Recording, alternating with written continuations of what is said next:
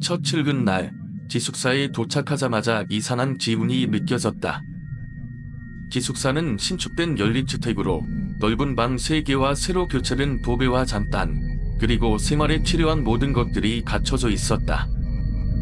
하지만 그 모든 것이 한 가지 의문을 남겼다. 아무리 보아도 그 방은 너무 조용했다. 일상적인 소리 하나 없고 사람의 흔적도 없는 방, 심지어 작은 방에 짐을 풀고 난 뒤에도 뭔가 잘못된 기분이 계속 들었다. 기숙사의 주방 옆에 있던 문이 열려 있었다. 아마 바람이 불었겠거니 하고 별 생각 없이 다시 닫았다. 그런데 그때부터 이상한 일이 일어났다. 샤워를 하러 나가려던 순간 문이 다시 열려 있었다. 다시 문을 닫고 샤워를 마친 뒤 집을 나가 슈퍼에서 소주와 음료수를 사왔다. 계산을 마치고 가게 주인에게 인사를 하자 그는 나를 한참 쳐다본 후 사르기오에 살고 있는 사람인지 물어봤다. 그가 나를 아는 이유를 묻자 그는 아무런 대답도 하지 않고 조용히 인사를 건넸다. 집에 돌아오니 주방의 문이 또 열려 있었다. 이번에는 잠금 장치가 헐거워져 있었고 바람이 세차게 불어 들어왔다. 그 순간 무엇인가가 불안하게 나를 감쌌다. 문을 닫고 냄비로 물을 닫혀 놓았다. 그러고 나서 잠시 후 샤워를 마친 나는 다시 주방으로 돌아왔다. 그런데 바닥에 시커먼 자국이 질질 늘어져 있었다. 무엇인가가 지나간 흔적 같았다. 나는 본능적으로 그 자국을 닦아내려 했지만 그 자국은 마치 태운 자국처럼 보였다. 순간 문을 닫은 상태였던 것이 기억이 나지 않았다. 문을 열었던 건 아닌지 의심이 들기 시작했다. 그럴 리가 없다고 생각하며 나는 혼자 소주 3병을 따고 평소처럼 잠에 들었다. 하지만 그 밤 나는 다시 눈을 떴다. 몸이 움직이지 않았다. 가위에 눌린 것이다. 가끔 이런 일이 있었지만 그때마다 자연스럽게 풀렸기 때문에 그저 기다리기로 했다. 그러나 이번에는 이상했다. 가위에 눌린 상태에서 나는 무언가가 내 옆에 있다는 느낌을 받았다. 그것은 사람의 존재가 아닌 차가운 기운처럼 느껴졌다. 그리고 그 기운이 점점 더 가까워지고 있었다. 기숙사에서는 더 이상 아무 소리도 들리지 않았고 나는 그대로 아무 말 없이 기다렸다. 몇 분이 지나고 그 기운이 사라지자 나는 겨우 움직일 수 있었다. 그러나 밤안의 공기는 여전히 무겁고 차가운 기운으로 가득 차 있었다. 그때 문이 다시 열리는 소리가 들렸다. 그 순간 다승수 깊은 곳에서 느껴지는 차가운 기운이 나를 압박했다. 잠시 후 문을 닫아 놓았던 방문이 또 열려 있었다. 냄비는 여전히 물을 밀며 옆으로 쭉 밀려 있었지만 이상하게도 이번에는 그 시커먼 자국이 보이지 않았다. 나는 순간적으로 그것이 무엇을 의미하는지 파악하려 했지만 내 마음속에서 차가운 무언가가 점점 커져갔다. 베란다 문 안쪽으로 고개를 내밀자 창밖에서 마치 물속에 떠있는 사람 얼굴처럼 흐릿한 형체가 둥둥 떠있어 그 얼굴은 점점 더 선명하게 다가왔고 나는 몸이 얼어붙은 차로 방으로 달려 들어갔다. 숨이 턱까지 차오르고 심장이 미친 듯이 뛰었다. 가슴이 답답해지고 다리 무겁게 느껴졌다.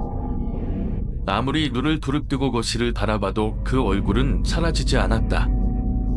아무것도 보이지 않았지만 그 공기 속에서 확실히 무언가가 내 주위를 맴돌고 있었다.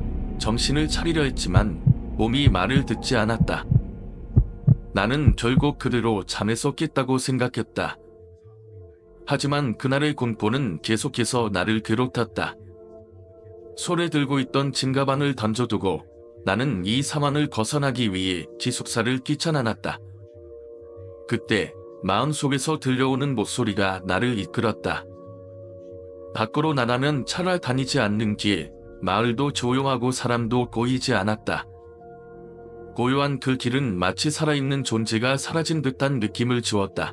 평소 같았으면 이렇게 어두운 곳에 나와 있을 생각도 하지 않았겠지만 이상하게도 지금은 이곳이 오히려 안전하다고 느껴졌다. 그때 나는 그 식구 가게 앞에 서서 갑자기 떠오른 생각이 깜짝 놀랐다. 서울로 가야겠다. 내 마음은 집으로 향했다. 집으로 돌아가야만 등 불길한 느낌을 떨칠 수 있을 것 같다. 한순간의 공포와 긴장 속에서 나는 택시를 잡으려 했지만 그곳은 너무 조용했고 차 한 대 지나가지 않았다. 주머니 속에서 문득 무엇인가를 만졌다. 담배가 없다는 사실은 이미 떠나갔고 대신 침대 옆에 두었던 집 열쇠가 내 손에 들려 있었다. 서울로 돌아가고 싶다는 생각에 집에 대한 생각은 강하게 밀려왔다. 그런데 그때 없던 불길한 예감이 내 머릿속을 스쳤다. 내가 잃어버린 것이 무엇인지 깨닫게 된 순간 내 뒤에서 무언가가 내게 다가오고 있음을 알았다. 그때 다시 한번 침착하게 생각을 정리하려 했습니다. 그냥 잠시 짐을 던져놓고 나오면 되겠지 생각합니다. 나는 다시 그 집으로 향했습니다. 4층까지 계단을 올라가며 피로가 몰려왔지만 문을 열고 들어가기로 결심했습니다. 문 앞에서 잠깐 힘을 가진 후 조용히 문을 열었을 때 집은 여전히 고요하고 어두웠습니다. 신발을 벗고 그대로 집 안으로 들어가서 방에 놓아두었던 담배를 챙기고 다시 불을 끄고 나서 키를 거실에 던져두었습니다. 그렇게 빠르게 집을 나서는데 이상한 점이 하나 있었습니다. 집을 나서려고 했을 때 현관문을 잡는 손이 제대로 작동하지 않았습니다. 센서등이 켜지지 않았던 것이었습니다. 그 순간 무심코 이를 보니 현관 센서등 옆에 사람 머리카락이 길게 늘어져 있는 것이 보였습니다. 그 머리카락은 어두운 가운데에서 유난히 하얗게 빛났고 두 눈이 마주쳤습니다. 순간 내 가슴은 얼어붙었고 으악 소리와 함께 나는 그 자리에서 뛰쳐나가 4층에서 2층까지 미친 듯이 내려왔습니다. 택시를 타기 위해 가게 앞에 서서 기다립니다. 상황이 조금 나아졌다고 생각했지만 택시가 오는데 35분이나 걸린다고 했습니다. 그 시간 동안 나는 온몸이 떨리며 집에 돌아가야겠다는 생각만 들었습니다. 드디어 택시를 타고 시내로 향한 후 서울로 가는 고속버스를 탔습니다. 서울 남구 터미널에 도착할 시간이 아침 7시가 넘었고 회사 선배에게 전화를 걸어 자초지종을 설명한 후 집으로 돌아갔습니다. 그날 점심쯤 회사에서 전화가 왔습니다. 관리부장이 나에게 껄껄 웃으며 그 상황을 웃어넘기려 했지만 내가 겪은 일은 단순히 웃어넘길 수 있는 일이 아니었습니다. 결국 나는 다시 기숙사로 내려갔고 얼마 후에는 그곳에서 룸메이트와 함께 새벽 3시경 또 다른 사건을 겪었습니다. 그때도 다시 뛰쳐나왔고 이번에도 집안은 여전히 불이 꺼져 있었습니다. 그 일이 있고 나서 귀신 같은 건 믿지 않던 내가 어느 정도는 믿게 되었던 이유입니다. 저희 제보를 전해주신 구독자 최승원님 그리고 이 이야기를 듣고도 믿기 힘든 분들이 많겠지만 그 당시의 경험은 아직도 가슴을 뛰게 합니다. 이 이야기는 그 당시 아버지가 겪으신 사건 중 가장 신기하고 또 두려운 경험 중 하나였다고 하셨습니다. 아버지는 그 화장실이 폐쇄된 상태라고 계속해서 설명하셨고 그 여자분도 분명히 알고 있었죠. 그런데 그 후에도 비슷한 일이 계속 반복되었고 그것이 정말 사랑인지 아니면 다른 이유가 있었는지 아버지 자신도 점차 혼란스러워지기 시작했습니다. 그 후 며칠 뒤 또 다른 입주민이 경비실로 찾아왔습니다. 그 입주민도 여전히 화장실에 사람이 있었던 것 같다는 주장을 했고 다소 불안해 보였습니다. 그 여성은 내가 그 화장실에 들어가려고 했는데 갑자기 웃음소리가 들려서 돌아섰다고 말했어요. 그렇게 점점 더 많은 입주민들이 그 화장실에서 이상한 일이 있었다고 주장하면서 아버지는 점점 더 의심을 품게 되었습니다. 그날 밤 아버지는 다른 경비원과 함께 화장실을 직접 점검하기로 했습니다. 어두운 지하에서의 지불은 묘하게 무거웠고 두 분은 침묵 속에서 화장실로 향했습니다. 그곳은 여전히 문이 잠겨 있었고 아무도 없다는 것을 확인했지만 그 분위기 자체가 이상했다고 하셨어요. 뭔가 공기마저 묵직하고 한기가 느껴졌다고 합니다. 종경비는 서로를 의식하며 조심스럽게 돌아갔지만 마음 한 구석에는 불안감이 자리 잡고 있었다고 하셨습니다. 그런데 문제는 그 이후에도 계속해서 이상한 일이 발생했다는 점입니다. 어느 날 아버지는 다시 화장실을 점검하려고 내려갔다가 충격적인 장면을 목격했습니다. 그 화장실 옆벽에 갑자기 신기한 손자국처럼 보이는 것이 묻혀 있었던 것입니다. 마치 물이 건져나가듯 손자국이 벽에 넓게 커져 있었고 그것은 다른 사람이 지나가면서 묻은 것이 아니었습니다. 게다가 그 벽을 쳐다보는 순간 아버지는 순간적으로 머리가 멍해지는 느낌을 받았고 그 자리를 벗어나지 못할 뻔했다고 하셨습니다. 이후 이 사건은 관리팀과 경비실에서 긴급회의를 소집하게 만들었습니다. 무엇인가 이상하다고 느낀 아버지와 다른 경비원들은 화장실을 다시 한번 면밀히 점검했지만 여전히 아무런 흔적도 없었습니다. 그런데 그날 이후로 그 화장실은 더 이상 잠겨 있지 않았고 그 누구도 접근할 수 없도록 보안이 강화되었습니다. 그러나 그 화장실에 대해 입주민들 사이에서는 끊임없이 이야기가 돌았고 사람들은 그곳을 더 이상 오지 않으려 했다고 합니다. 며칠 후 아버지는 그 화장실에 대해 정말 무서운 사실을 듣게 되었습니다. 바로 그곳이 예전에 불행한 사고가 있었던 장소라는 소문이 돌았던 것입니다. 몇 년 전 한 입주민이 그 화장실에서 자살을 시도했던 사건이 있었다는 것입니다. 그때부터 사람들은 그 화장실에 대해 여러 가지 이상한 소문을 퍼뜨렸고 누군가는 그곳이 저주받은 화장실이라고 부르기도 했습니다. 아버지께서는 그런 소문을 처음 듣고 그 사실을 신경 쓰지 않으려고 했지만 점점 그 화장실에 대한 불안한 느낌이 점차 확산되면서 결국 아버지는 그 일을 떠나기로 결심하셨습니다. 그 후 아버지는 경비직을 그만두셨고 오피스텔에서 일어난 그 사건은 점점 더 많은 사람들이 입에 올리게 되었습니다. 사람들은 그 사건을 두고 각기 다른 해석을 내렸고 그 화장실에서 일어난 일에 대한 궁금증은 여전히 틀리지 않았습니다. 아버지는 여전히 그 일을 떠올릴 때마다 그 화장실에 대한 기억이 생생하게 떠오른다고 하셨습니다. 그날의 소름 끼치는 순간은 지금도 잊을 수 없다고 하시면서 귀신 같은 건 믿지 않았지만 그때 일을 겪고 나서는 믿을 수밖에 없었다고 말씀하셨습니다. 결국 그 오피스텔은 계속해서 입주자들이 바뀌고 그 화장실도 점차 잊혀지게 되었습니다. 그러나 여전히 그곳에서 일어난 이상한 일들에 대한 이야기는 오랫동안 회자되었고 많은 사람들의 입에 오르내리게 되었습니다. 아버지의 이야기를 듣고 나면 누구나 그 오피스텔을 다시 생각할 때마다 그 화장실과 그곳에서 벌어진 일들에 대해 한 번쯤은 의문을 품을 수밖에 없을 것입니다. 얼마 지나지 않아 그 이야기는 다시 떠오르게 되었고 아버지와 관리팀장님은 다시 한번 그 오피스텔에서 벌어진 사건에 대해 머리를 맞대고 이야기를 나누게 되었습니다. 그때부터 아버지께서 기억을 거듭으면서 느꼈던 공포는 점차 커져갔습니다.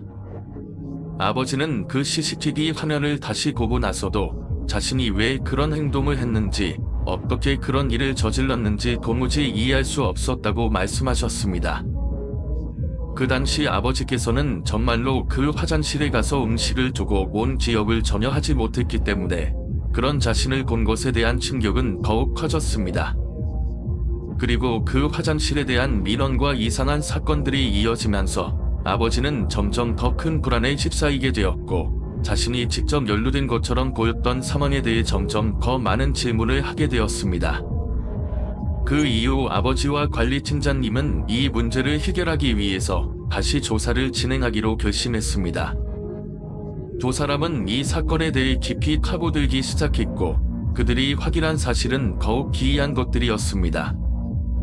아버지가 음식들을 두고 갔던 그 화장실은 과거에 있었던 자살 사건과 관련이 있었던 장소로 알려져 있었고 사람들이 이상한 기운을 느꼈다는 소문이 계속해서 돌고 있었습니다. 그런데 그 화장실에 대한 민원은 점점 더 심각해졌고 그곳에 대한 불길한 이야기는 오피스텔 주민들 사이에서 점점 더 많이 퍼지기 시작했습니다. 그렇다면 아버지가 기억하지 못한 그 사건은 과연 어떤 위인이었을까? 아버지의 말대로 그것이 단순한 치매나 기억 상실이었을까? 아니면 그곳에 묵혀있는 어떤 악령이 아버지를 통해 그 화장실로 음식을 가져가게 한 것일까? 이런 의문들이 머릿속을 떠나지 않았고 아버지와 관리팀장님은 결국 이 화장실에 대해 더 이상 이야기하지 않기로 했습니다. 하지만 그 사건이 벌어진 이후로 오피스텔에서 계속해서 이상한 일이 발생했고 입주민들은 점차 그 화장실을 피하게 되었으며 그 지역에 대한 불안한 기운은 더욱 짙어져만 갔습니다. 그 후 몇 년이 지나면서 그 화장실은 결국 완전히 폐쇄되고 다시는 사람들의 발길이 닿지 않게 되었지만 아버지와 관리팀장님은 그 일을 잊을 수 없다고 말씀하셨습니다. 그날 밤 아버지께서 그 화장실을 떠나며 느꼈던 차가운 기운과 자신이 그 안에 음식을 두고 온 기억이 전혀 없는 사실은 여전히 아버지의 마음을 괴롭혔습니다. 그때 내가 정말 정신을 잃었던 걸까? 아니면 그저 그날 밤이 이상하게 기억에 남은 걸까? 아버지는 그 생각을 자주 하셨다고 하셨습니다. 아버지의 이야기를 듣고 나면 과연 그날 밤에 있었던 일이 무엇이었는지, 지금도 그 화장실 안에는 여전히 무언가가 존재하는지에 대한 의문이 가시지 않게 됩니다. 아버지와 그곳을 경험한 사람들의 이야기는 그 오피스텔에서 일어난 가장 미스터리하고 소름 끼치는 사건으로 남아 있습니다. 다 쉬는 날이라서 시간을 맞춰 만날 수 있었어요. 그날도 만나기로 한 약속을 잡고 그녀와 만났죠. 그런데 그날은 이상하게 날씨가 흐리고 바람도 많이 불었고 뭔가 조금 찝찝한 느낌이 들었어요. 그리고 서로 만나면 기분이 좋아졌기 때문에 큰 걱정 없이 만남을 가졌죠. 저희는 시흥이 월정동 근처에 있는 모텔 밀집 지역을 지나가고 있었어요. 그곳은 정말 많은 모텔들이 밀집해 있어서 지나갈 때마다 특이한 기운이 느껴졌던 곳이었죠. 그리고 이날도 어쩐지 분위기가 묘했어요. 그런 느낌을 무시하고 그녀와 함께 걸어가던 중에 어느 모텔 앞을 지나는데 그때 이상한 일이 일어났습니다. 그 모텔 앞을 지나는데 한 남자가 모텔 입구 쪽에서 나왔고 그 남자는 유난히 무섭고 혼자서 돌아다니는 모습이었습니다. 그 모습을 보고 자연스레 저희는 피하게 되었죠. 그런데 그 남자와 눈이 마주쳤을 때 그 남자의 얼굴에서 어떤 기운이 느껴졌어요. 저는 그 남자가 뭔가 이상한 사람이라는 느낌을 받았고 그녀도 그 느낌을 받았는지 저를 꽉 잡고 걸음을 더 빠르게 옮기기 시작했어요. 그렇게 몇 분 지나서 저희는 가까운 카페에 들어가 자리를 잡고 앉았습니다. 하지만 그때부터 더욱 이상한 일이 발생하기 시작했어요. 카페 안에서 그녀가 저기 왜 저 남자 계속 따라오고 있는 것 같지 않아요? 라고 말하는 거예요. 돌아보니 정말 그 남자가 카페 안을 바라보며 서 있더군요. 처음엔 너무 당황스럽고 그 남자가 우리를 계속 지켜보는 게 이상해서 무섭기도 했죠. 그렇게 그 남자는 우리 쪽으로 다가왔습니다. 그때 그녀가 갑자기 손을 떨면서 말했어요. 이 남자, 저기 모텔 앞에서 봤던 사람답지 않아. 저는 다시 보니 그 남자가 분명 그 모텔에서 나왔던 그 사람이었어요. 어떻게 그 사람이 여기까지 따라왔을까? 너무 불길하고 이상한 일이었죠. 우리는 급히 자리를 뜨기로 했습니다. 하지만 그 남자는 우리가 나가자마자 카페 밖으로 나와 우리를 따라왔고 순간 저희는 도망치듯이 골목으로 숨어버렸어요. 그때부터는 정말 심장이 터질 것 같은 곰고밤의 기사였어요. 저희가 도망쳐 숨어도 그 남자는 계속해서 저희를 쫓아왔습니다. 마치 저희에게서 벗어날 수 없다는 느낌을 받았죠. 그 후로도 그 남자의 모습은 점점 더 이상해졌고 저희는 결국 어느 선 모텔로 숨을 곳을 찾게 되었습니다. 모텔에 들어가자마자 그 남자는 다시 모습을 드러냈고 우리는 그를 더 이상 볼 수 없었습니다. 그리고 그날 이후로 그 남자는 다시는 나타나지 않았죠. 그 경험을 지나고 나서 저희는 그 모텔이 어떤 분위기를 지니고 있는지 그곳에서 일어난 비극적인 사건들에 대해 이야기를 들었죠. 그 모텔 근처를 지나갈 때마다 그날의 기분이 다시 떠오르곤 했습니다. 모텔 밀집 지역에서 일어난 그 미스터리한 사건은 오늘까지도 저희 두 사람에게 잊을 수 없는 기억으로 남아 있습니다. 담으로 올라갔습니다. 모텔 내부는 생각보다 오래된 느낌이었고 조금 어두운 분위기가 있었습니다. 문을 열고 들어서니 옛날 스타일의 가구들과 조금 낡은 침대가 눈에 띄었죠. 그런데 그때부터 뭔가 이상한 기운이 느껴지기 시작했습니다. 처음엔 그저 오래된 모텔이라서 그런가 보다 하고 넘기려고 했지만 점점 더 불안한 기운이 감돌았어요. 여자친구도 뭔가 이상한 기분을 느꼈는지 계속해서 조용히 있었고 우리는 잠시 말없이 앉아 있었습니다. 방 안에서 잠시 시간을 보낸 후 저는 화장실에 가기 위해 문을 열었고 그 순간 눈앞에 무언가가 어슴푸레하게 보였습니다. 화장실 문을 열고 들어서자 그 안에는 아무것도 없었지만 어쩐지 누군가 지켜보는 것 같은 느낌이 강하게 들었어요. 더 이상 그곳에서 기분이 좋아지지 않았고 다시 방으로 돌아가려고 했죠. 그런데 돌아서는 순간 이상하게도 문이 스스로 닫히는 소리가 들리더라고요. 그때부터 계속해서 이상한 소리가 들려오기 시작했습니다. 처음엔 그저 바람에 의한 소리일 수도 있다고 생각했지만 소리는 점점 더 가까워졌습니다. 심장이 뛰기 시작하면서 저는 조용히 여자친구에게 무슨 일이 있는지 물어보았고 그녀는 얼굴이 창백해지며 말을 꺼냈습니다. 나도 이상해. 뭔가 여기서 뭔가 이상한 일이 일어난 것 같다. 그녀는 방 안의 구석을 계속 바라보며 소리쳤습니다. 저기, 거기. 저는 돌아서서 간 구석을 보았고 그곳에서 뭔가 흐릿하게 움직이는 첨태가 보였습니다. 그런데 그것은 점차 선명해지면서 마치 우리가 들어오기 전부터 그곳에 있었다는 듯이 앉아있던 첨체가 보였습니다. 그 순간 저와 여자친구는 동시에 몸을 움찔하며 문을 열고 뛰쳐나갔습니다. 엘리베이터가 아닌 계단을 통해 내려가며 그는 끔찍한 장면을 떨쳐버리려고 했지만 그 이후로 우리가 모텔을 떠나면서 그 혐체는 여전히 머릿속에서 떠나지 않았습니다. 밖으로 나와서 잠시 숨을 돌리며 두 사람은 서로가 경험한 일들을 말하지 않았습니다. 그저 말없이 집으로 돌아갔고 그날 이후로 그 모텔 근처를 다시 가는 일은 없었습니다.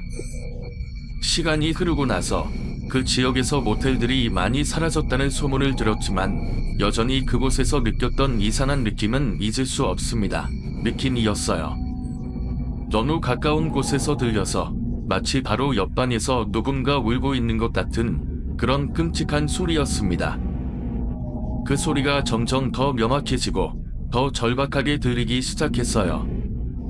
여자친구는 여전히 깊은 잠에 빠져 있었고 저는 그저 몸을 움츠리며 눈을 크게 뜨고 그 울음소리가 어디서 나는지 확인하려 했죠.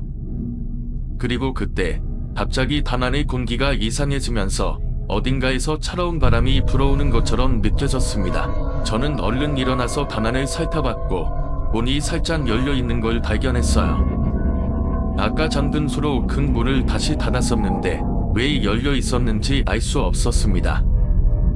그리고 그 울음소리가 더 가까워진 걸 느끼면서 저는 무의식적으로 문 쪽으로 다가갔습니다. 문을 열어보려는 순간 그 울음소리가 갑자기 멈추더니 마치 누군가가 제 귀 바로 옆에서 속삭이듯 왜 그곳에 갔어? 라는 목소리가 들렸어요. 심장이 멎는 듯한 순간이었고 저는 그 목소리에 전혀 대응할 수 없었습니다. 다만 너무 무서워서 아무것도 하지 못한 채 다시 문을 닫고 돌아섰습니다.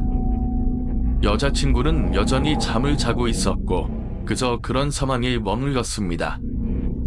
그러나 그 순간 방 안에서 더욱 기이한 일이 벌어졌습니다. 침대 쪽에서 마치 누군가가 발자국을 옮기는 소리가 들렸어요. 조용히, 그러나 분명히 들렸죠. 누군가가 내 옆을 지나가고 있다는 느낌이었어요. 그때 문을 열고 들어간 순간처럼 울음소리는 또다시 멈추었고 방 안은 다시 고요해졌습니다. 그러나 저는 더 이상 그 자리에 있을 수 없었습니다. 바로 여자친구를 깨워서 그곳을 떠나야 한다고 생각했죠. 잠시 후 그녀를 깨우고 아무 말 없이 빠르게 그 방을 빠져나갔습니다. 모텔을 떠나는 길에 그곳에서 느꼈던 불길한 기운과 울음소리, 발자국 소리들은 머릿속에서 계속해서 맴돌았어요. 그날 이후 그 모텔에서의 경험은 여전히 잊을 수 없습니다. 그 울음소리와 기이한 현상들은 마치 현실이 아닌 다른 차원의 무언가가 우리를 지켜보고 있었던 것처럼 느껴졌어요. 그리고 그 모텔은 다시는 가고 싶지 않은 장소로 남아 있었습니다. 그 사건이 있은 후 그 모텔에서 겪었던 일은 점점 더 꿈속에서 되풀이되었고 현실과 꿈이 구분이 되지 않을 만큼 그 지역은 깊게 각인되었습니다. 여자친구와 저는 그 후에도 몇 번이나 그날 밤에 대한 이야기를 나누었지만 그때마다 어떤 식으로든 말로 다 설명할 수 없는 무언가가 우리를 짓누르는 듯한 느낌을 받았어요. 그때 우리는 그 일에 대해 명확히 이해할 수 없었지만 확실히 알게 된 것은 그 일은 단순히 우연의 예치로 치부될 수 없다는 것이었죠. 그 후 며칠가 지나 저희는 그 경험이 너무 잊혀지지 않아서 결국 다시 그 모텔을 찾기로 결심했습니다. 우리는 그곳에서 일어난 일이 정말 현실이었다면 그로 인해 떠나간 그 불길한 느낌을 털어내고 싶었기 때문이었죠. 그리고 그때 저는 그곳의 또 다른 이야기를 들었습니다. 모텔 주인이 그곳에 대해 한 이야기가 있었습니다. 그 모텔은 예전부터 사람들의 목소리나 울음소리가 들린다고 입소문이 났었고 주인 말로는 오래된 건물이라 그런지 일부 밤에서는 괴산한 소리나 냄새가 나곤 한다고 했습니다. 하지만 그건 단지 그 건물의 노후화로 인한 것일 뿐이라고 믿고 있었습니다. 저는 그런 이야기를 들었을 때 그날 밤의 일이 더 이상 단순히 그 건물의 문제로만 치부할 수 없다고 느꼈습니다. 그 모텔은 그저 오래된 건물이 아니었고 그곳에는 뭔가 다른 설명할 수 없는 존재가 있었던 것 같습니다. 그 후로도 그 모텔 근처를 지나갈 때마다 어쩐지 그날 밤의 느낌이 다시 떠오르곤 했습니다. 그때마다 저희는 서로의 눈빛을 교환합니다. 다시는 그곳에 발을 들여놓지 않겠다고 다짐했죠. 그 경험을 겪고 나서부터 저는 유령이나 귀신이라는 존재에 대한 개념이 완전히 바뀌었습니다. 그것은 단지 무서운 이야기나 괴담이 아니다. 실제로 존재하는 무엇입니다. 그 무엇인가가 우리를 관찰하고 있다는 느낌을 강하게 받았어요. 그 모텔에서 겪은 일은 그저 이상한 일이 아니었고 그날 밤의 울음소리와 그 여자의 모습은 그 존재가 전해지려 했던 메시지 같았어요. 그 일이 있은 후 저는 그런 존재들이 우리가 모르고 지나칠 수 있는 곳에 항상 존재한다는 것을 깨닫게 되었습니다. 그리고 그 경험이 저에게 준 가장 큰 교훈은 우리가 겪은 이 모든 일이 단순히 우연이나 상상력에 의한 것이 아니다. 그곳에 뭔가 실체가 있다는 것이었죠. 이제는 그 일을 떠올릴 때마다 마음속 깊은 곳에서 여전히 서늘한 기운이 느껴집니다. 그때의 지역이 마치 꿈처럼 느껴질 때도 있지만 한편으로는 그때 느꼈던 공포와 경고의 메시지가 여전히 제 안에 살아 숨쉬고 있다는 생각이 듭니다. 그날 밤의 여자는 단순히 귀신이 아니다. 우리가 모르는 어떤 존재가 우리에게 남긴 흔적일지도 모른다는 생각이 자꾸만 들곤 합니다. 그 당시 제 기억 속에서 가장 또렷하게 남아있는 것은 그 친구와의 일상적인 만남들이었습니다. 우리는 자주 서로의 집을 오가며 놀았고 아무렇지 않게 시간을 보냈죠. 하지만 어느 날 평소와 다르게 친구가 자꾸 저를 취하는 것 같았어요. 학교에서나 집에서나 연락을 하면 어딘가 머리를 취하는 모습이었죠. 그게 한동안 계속되었고 결국 저도 그 이유를 물어볼 수밖에 없었습니다. 친구가 말하길 최근에 자신이 집에서 뭔가 이상한 걸 봤다고 했습니다. 처음에는 그냥 별것 아닌 일일 수도 있다며 넘어가려 했지만 친구는 자신이 본 것에 대해 자꾸만 이야기하더군요. 집에서 아침에 일어나면 거실에 커튼이 살짝 열려 있고 그 너머로 누군가 서 있는 것 같았어. 처음엔 그냥 바람 때문에 그런가 했는데 계속 그런 일이 반복되었어. 친구는 계속 그런 현상을 전언했다고 말했습니다. 그러던 어느 날 친구가 급하게 저를 불러낸 일이 있었습니다. 오빠, 오늘 밤에 내가 봤던 것도 봤어. 친구는 떨리는 목소리로 이야기했어요. 오늘 밤은 아침보다 더 또렷하게 보였어. 그 사람, 아니 그 존재는 확실히 내 눈을 똑바로 쳐다봤어. 친구는 공포에 질려서 말도 제대로 하지 못할 정도였죠. 그래서 그날 밤 저는 친구를 위로해 주려고 그 집에 가기로 했습니다. 도대체 그 존재가 무엇인지 확인하고 싶었기 때문이죠. 밤이 짙어져 가고 그 집은 평소보다 더 적막한 기운이 감돌고 있었습니다. 친구의 집에 도착하고 그 집을 둘러보니 아무런 이상한 점은 없었습니다. 거실도 방도 평소처럼 보였죠. 그런데 그때 친구가 말한 존재가 있는 곳이 있었습니다. 거실 창가 근처에 불 꺼진 공간이 있었고 저는 그곳을 지나칠 때마다 이상한 감정을 느꼈어요. 그 순간 제 시선이 끌린 곳에 어두운 그림자가 나타났습니다. 처음엔 그것이 그냥 그림자일 뿐이라 생각했지만 그 그림자는 점차 선명해지며 사람 형체를 이루기 시작했습니다. 그 그림자는 확실히 사람의 모습이었고 저는 그 존재가 자신을 감추려고 하는 듯 느리게 다가오는 것을 보았습니다. 두려움에 떨며 친구를 붙잡고 밖으로 나가려 했지만 그때 그 존재는 거실 창문을 통해 저희를 뚫어지게 쳐다보며 서 있었습니다. 그 눈빛은 무표정했지만 확실히 살아있는 존재의 눈빛처럼 느껴졌습니다. 두려움에 가득 차서 도망쳤지만 그 순간 친구의 목소리가 들려왔습니다. 이제 그만 보라다. 그를 볼수록 우리에게 해가 될 거다.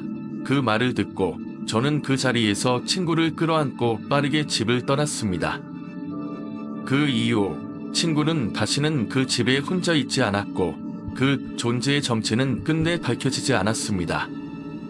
친구가 겪은 일들은 단순한 꿈이나 환상일 수도 있었겠지만 그날 본 것만큼은 분명히 현실이었습니다. 그 일이 있은 후 저는 귀신을 보는 일이 얼마나 끔찍한 경험이 될 수 있는지 뼈저리게 느꼈고 그때부터 그런 일을 접지 않기 위해서는 더욱 조심하고 경계해야 한다는 생각을 가지게 되었죠. 그리고 지금도 그 존재가 친구의 집 근처에 여전히 서 있을지도 모른다는 생각이 드네요. 그 사건 이후로 저는 여러 번 그 아파트를 지나가면서 그날 밤의 기억을 떠올리게 되었습니다. 그 형체가 흔들리고 있었던 그 순간이 아직도 생생하게 기억에 남아 있습니다.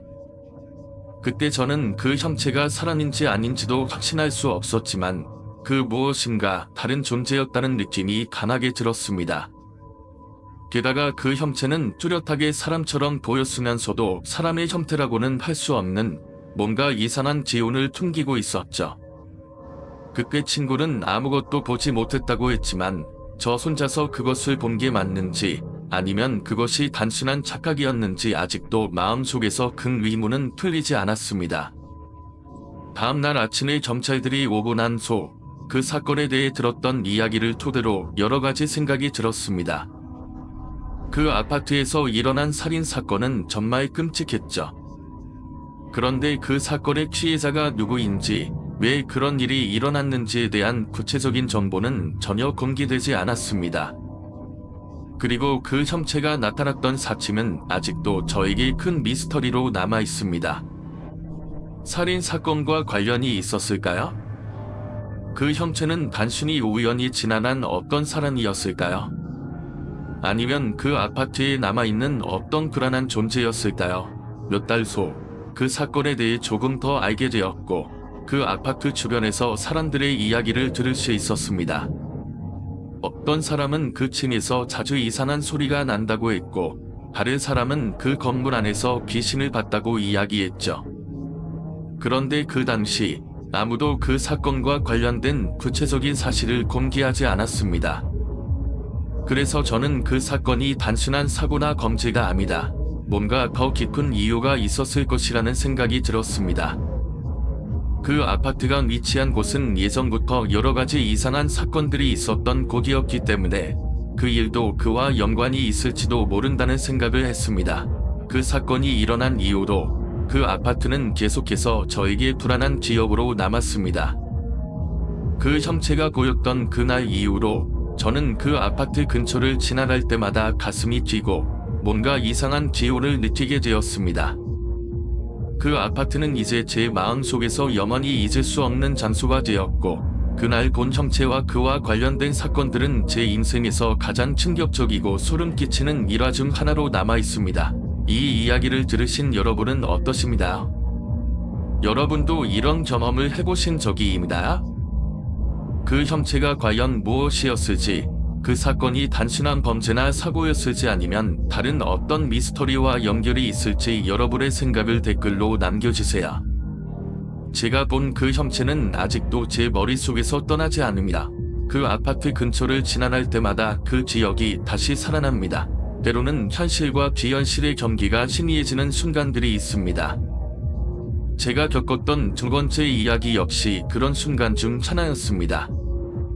편의점에서 알바를 하던 중 새벽 3시라는 한적한 시간대에 나타난 그 남자는 단순한 사람이 아니었던 것 같습니다. 그가 찾고 있던 것은 붕대와 약 같은 일반적인 물건이었지만 그의 절박한 표정과 행동은 뭔가 비정상적인 느낌을 주었죠. 처음에는 그의 모습을 보고 그냥 다소 이상한 손님이라고 생각했습니다. 하지만 그가 물을 통과해 나가는 순간 저는 그의 정체가 귀신이라는 사실을 확신하게 되었습니다. 분명히 편의점에 문을 열고 들어온 것도 아닌데 나갈 때 역시 물리적인 장애물을 전혀 느끼지 않는 것처럼 행동했습니다. 그 순간 소름이 등골을 타고 내려오는 것을 느꼈고 머리카락이 곤두서는 듯한 기분이 들었습니다. 그 후로 약 5분에서 10분 동안 저는 매드에서 멍하니 앉아 있었습니다. 무언가를 확인하고 싶었지만 제 몸은 움직일 수 없을 만큼 얼어붙어 있었죠.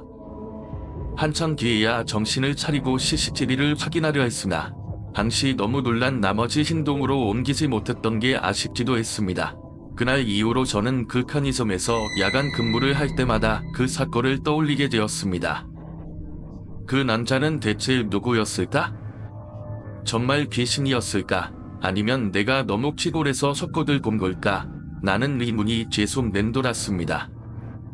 하지만 문을 통과해 나가는 그 순간만큼은 제가 석고들 본 것이 아니라는 확신이 들었죠. 그날 이후로도 몇 차례 야간 근무를 했지만 다행히도 그와 같은 경험은 다시는 일어나지 않았습니다. 귀신 이야기는 누구에게나 흔히 들을 수 있는 이야기처럼 보일 수 있습니다. 하지만 제가 경험한 그 순간들은 분명히 저만의 현실이었습니다. 여러분도 혹시 비슷한 경험을 한 적이 있으십니까? 눈앞에 나타난 진유한 존재를 본 순간 그것이 무엇이었을지 고민해 본 적이 있다면 여러분의 이야기를 꼭 들려주세요. 때로는 눈앞에 펼쳐지는 비현실이 우리에게 세상의 또 다른 모습을 엿보게 해주는지도 모릅니다. 때로는 눈앞에 펼쳐지는 기이한 광경들이 현실인지 환상인지 분간할 수 없을 때가 있습니다. 하지만 제가 겪었던 일들은 단순한 상상이 아니었고 매 순간 소름이 돋는 경험이었습니다. 편의점에서 붕대를 찾던 남자의 이야기를 기억하시나요? 저는 그가 단순히 이상한 손님이라고 생각했지만 그가 편의점 문을 통과해 나가며 실체를 부정하는 순간 그가 이 세상 사람이 아니라는 걸 알았습니다. 그의 정체가 귀신이었다는 확신은 이후 손님으로 들어온 사람이 알려준 도로 사고 소식으로 더욱 강해졌습니다. 그 남자는 사고로 목숨을 잃었지만 자신이 죽었다는 사실조차 모르고 고통에 몸부림치며 불빛을 따라 편의점에 들어온 것이었습니다. 그리고 또 다른 기억에 남는 경험은 대학 도서관에서였습니다. 공부에 몰두하던 중 시야 한편에 기이한 광경이 들어왔습니다. 도서관 바닥을 기어다니는 작은 태양 형태의 존재는 제가 아무리 눈을 들여도 사라지지 않았습니다. 처음에는 그저 지나가는 환영이라 생각했지만 그 태양은 마치 사람을 따라다니듯 어느 여학생의 바지춤에 매달렸고 여학생은 아무것도 모른 채 도서관을 나갔습니다. 이 현상이 의미하는 바를 저는 알 수 없었지만 그것이 단순한 착각이 아니었다는 건 확실합니다. 마지막으로 회사 생활 중 친구와 함께 호프집에 갔던 날의 이야기를 들려드리겠습니다. 저희가 앉은 테이블 맞은편 자리에는 이미 한 무리의 손님들이 떠들썩하게 모여 있었습니다. 하지만 그중 한 명은 분명히 이상했습니다. 그는 테이블에 앉아 있지 않고 두 손에서 웅크린 채 뭔가를 중얼거리고 있었죠. 처음에 술에 취한 사람인가 싶었지만 자세히 보니 그의 존재가 마치 다른 차원에 속해 있는 듯한 느낌이 들었습니다. 그의 몸짓은 비현실적이었고 눈빛은 텅 빈 듯했거든요. 친구에게 그 사람에 대해 물어보려는 순간 친구는 제 질문을 이해하지 못한 듯한 반응을 보였습니다. 그 사람이 제 눈에만 보였다는 걸 깨달은 저는 그 자리에서 얼어붙을 수밖에 없었습니다. 이런 경험들은 평범한 일상 속에 갑작스레 찾아와 저를 담안하게 만들었습니다. 귀신이라는 존재가 정말로 있는지 아니면 제 상상력의 선물인지 알 수 없지만 저는 이 이야기들을 떠올릴 때마다 등골이 서늘해지는 기분을 느낍니다.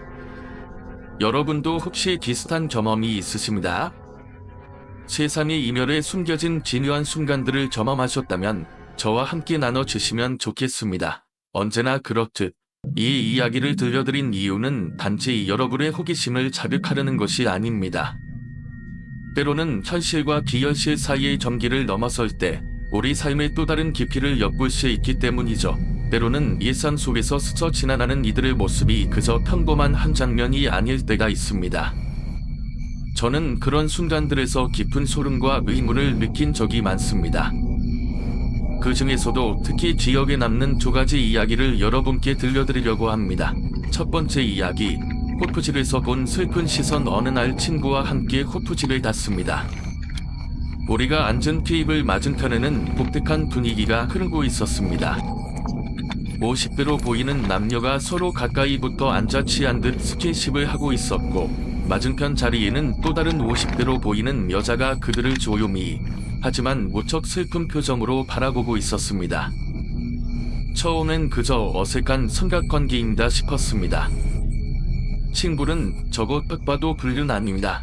며 웃었지만 그 여자의 시선과 분위기는 도무지 평범하지 않았습니다. 그리고 그 순간 제가 한 가지 이상한 점을 깨달았습니다. 스킨십을 나누던 남녀는 맞은편에 앉아있던 여자를 전혀 인식하지 못하고 있었던 겁니다. 그들이 자리를 떠난 후에도 여자는 홀로 앉아있었고 슬픈 눈빛으로 그들의 뒷모습을 바라보고 있었습니다. 하지만 그 모습도 오래가지 않았습니다. 몇 초 후 그녀는 마치 안개처럼 그 자리를 벗어나는 대신 증발하듯 사라졌습니다. 나중에 생각해보니 그녀는 어쩌면 그 남자의 돌아가신 아내였을지도 모릅니다. 새로운 연인을 달아보며 떠나지 못한 채 그 자리를 지키고 있었던 걸지도요. 두 번째 이야기, 부산 출장의 밤장년의 이지를 결심하기 전 저는 지방지사로 자주 출장을 갔습니다. 부산지사에서 야근을 하던 어느 날 너무 피곤해서 잠시 바람을 쐬러 옥상에 올라갔습니다. 건물은 5층짜리였고 3층에 있던 사무실에서 5층 옥상까지 계단을 걸어 올라갔다가 내려오는 길이었습니다. 담배를 피우고 내려오던 중 4층과 3층 사이 계단에서 무언가 튀어나오듯 등장한 남자와 마주쳤습니다. 그는 숨이 턱턱 막히는 듯 괴로운 소리를 내며 손으로 목을 움켜쥐는 동작을 반복하고 있었습니다. 마치 무언가에 의해 목이 조려진 듯한 모습이었죠. 처음엔 너무 놀라 얼어붙었지만 이내 그의 얼굴을 제대로 볼 수 있었습니다. 창백한 얼굴, 찢기 없는 입술, 그리고 깊은 고통이 서려있는 눈동자. 그는 아무 말 없이 저를 지나치며 계단을 내려갔습니다. 하지만 이상하게도 그의 발소리는 들리지 않았습니다. 제가 정신을 차리고 계단을 내려왔을 때 3층 사무실에는 아무도 없었습니다. CCTV를 확인해보려 했지만 그날 밤에는 이상하게도 4층과 3층 계단을 찍던 카메라가 꺼져 있었습니다. 혹시나 싶어 당시 부산지사 직원에게 물어보니 그 계단에서는 몇 년 전 한 남자가 목을 메고 세상을 떠난 일이 있었다고 했습니다. 그 이후로 종종 이상한 일이 벌어진다는 소문도 함께요. 이런 경험들은 저를 매번 두렵기도 하지만 동시에 현실과 비현실의 경계를 고민하게 만듭니다. 여러분도 이런 순간들을 겪으신 적이 있으십니까? 혹시 비슷한 이야기가 있다면 꼭 댓글로 공유해주세요. 이번 이야기를 끝으로 여러분께 한 가지 부탁을 드리고 싶습니다. 영상이 마음에 드셨다면 좋아요와 구독 버튼을 눌러주시고 다음에도 더 흥미로운 이야기로 찾아오겠습니다. 저는 별표 채널 이름 별표입니다. 다음에 또 만나 뵙기를 기대하며 안녕히 계세요. 부산지사의 밤, 홀로 남겨진 사무실. 부산 출장 중 야근을 하던 어느 날 밤이었습니다. 너무 피곤해서 옥상으로 담배를 피우러 올라갔다가 내려오는 길에 4층과 3층 사이 계단에서 어떤 남자를 마주쳤습니다. 그는 제 물음에도 반응 없이 계단을 오르내리며 울먹이듯 숨을 몰아쉬더니 결국 옥상으로 올라가 버렸습니다. 그 후 사무실로 돌아와 일을 이어갔지만 복도에서는 계속해서 발 구르는 소리와 우당탕거리는 소리가 들려왔습니다. 아무리 사람이 없다고 해도 그런 소리가 정상적으로 들렸다면 누군가는 신고를 했을 법도 한데 이상하게도 그 소리는 밤늦게까지 끊이지 않았습니다. 다음날 지사 직원에게 물어본 결과 과거 이 건물에서 밤늦게 불이 나 남아있던 사람이 유독가스를 마시고 목숨을 잃은 일이 있었다는 이야기를 들었습니다. 그날 제가 겪은 이상한 일이 그와 연관이 있는 걸까요? 시골 마을의 새 집, 할머니의 말 이번에는 한 구독자님이 보내주신 이야기입니다. 사연자의 할머니는 짙은 시골 마을에 살고 계셨습니다. 도시에서 귀농한 젊은 부부가 설갑에 사들인 집을 제조하여 아름다운 전원주택으로 꾸몄고 부부는 그곳에서 새로운 삶을 시작했다고 합니다. 하지만 얼마 지나지 않아 그 집에 대한 이상한 소문이 돌기 시작했습니다. 사연자가 오랜만에 할머니 댁을 방문했을 때 그 집이 비어있는 것을 보고 할머니께 물었습니다. 그러자 할머니는 이상한 이야기를 들려주셨습니다. 젊은 부부가 이사 온 뒤 얼마 지나지 않아 마을 사람들은 밤마다 집에서 들려오는 지괴한 소리와 이상한 분위기를 느꼈다고 합니다. 한밤중에 울부짖는 소리나 발걸음 소리가 마당에서 들리곤 했습니다. 부부는 점점 불안해하며 집 밖으로 나오는 일이 잦아졌습니다. 결국 부부는 집을 떠났고 그 이후로 그 집은 점점 더 담치되었습니다. 지금은 마치 처음부터 사람이 살지 않았던 것처럼 거려진 상태로 남아 있습니다. 우리가 흔히 적는 이상한 일들 소리는 때때로 우리가 알지 못하는 사연이 숨어 있는 것 같습니다. 오늘의 이야기를 들으며 여러분은 어떤 생각이 드셨나요? 혹시 비슷한 경험을 해본 적이 있다면 댓글로 공유해주세요. 이 영상을 재밌게 보셨다면 좋아요와 구독으로 응원 부탁드립니다. 저는 글큐글큐 채널 이름 글큐글큐입니다. 다음에도 더 무서운 이야기로 찾아뵙겠습니다. 여러분의 밤이 평온하기를 바라며 안녕히 계세요. 그 이야기는 단순한 소문으로 끝나지 않았습니다.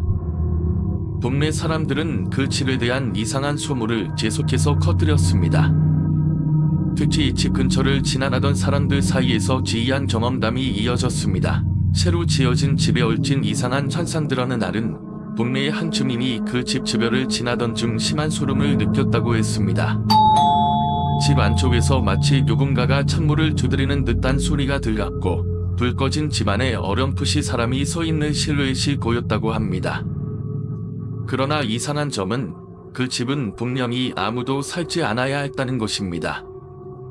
또 다른 날, 집 근처에서 강아지를 산책시키던 한 주민은 갑자기 강아지가 심하게 짖으면서 집을 향해 달려가려는 모습을 보았다고 합니다.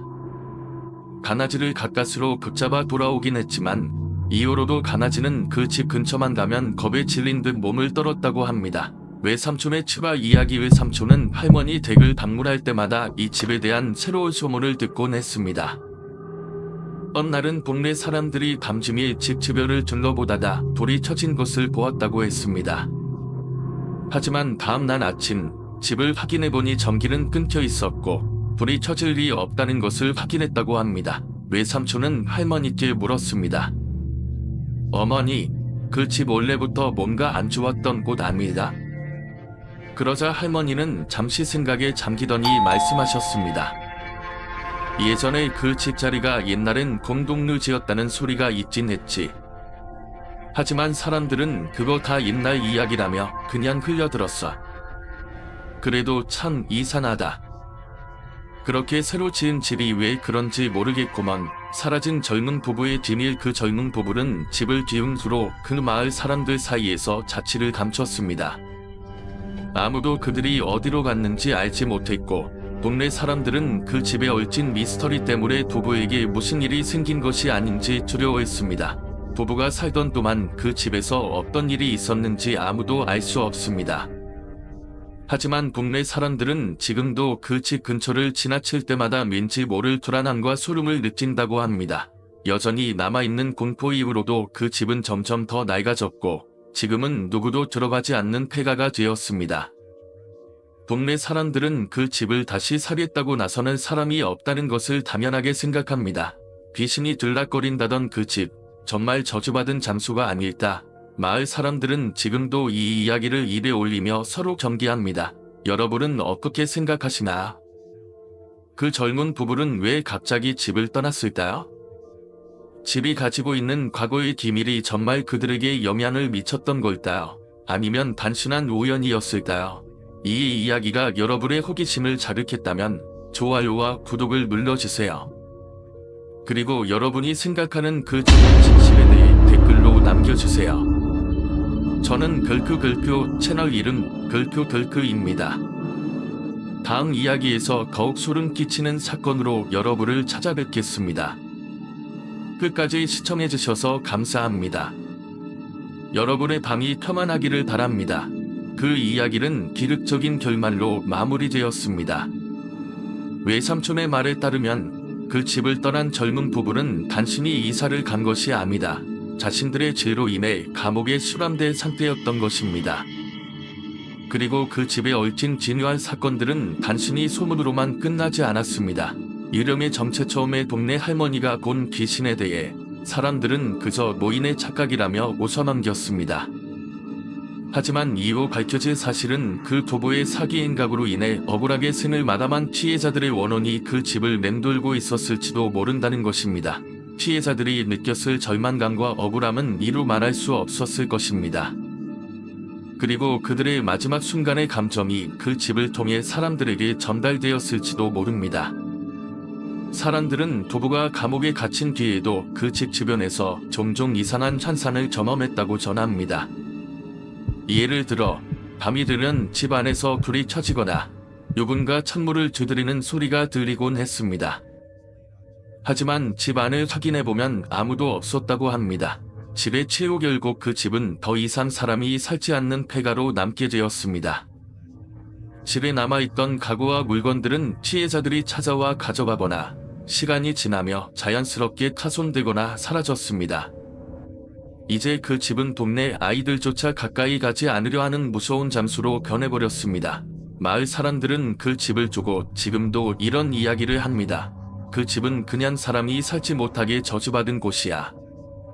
그 부부의 죄로 인해 억울하게 죽을 사람들의 영혼이 여전히 그 집을 떠도는 거겠지. 끝나지 않은 이야기. 모든 이야기가 단순한 소문인지 아니면 실제로 있었던 일인지는 알 수 없습니다.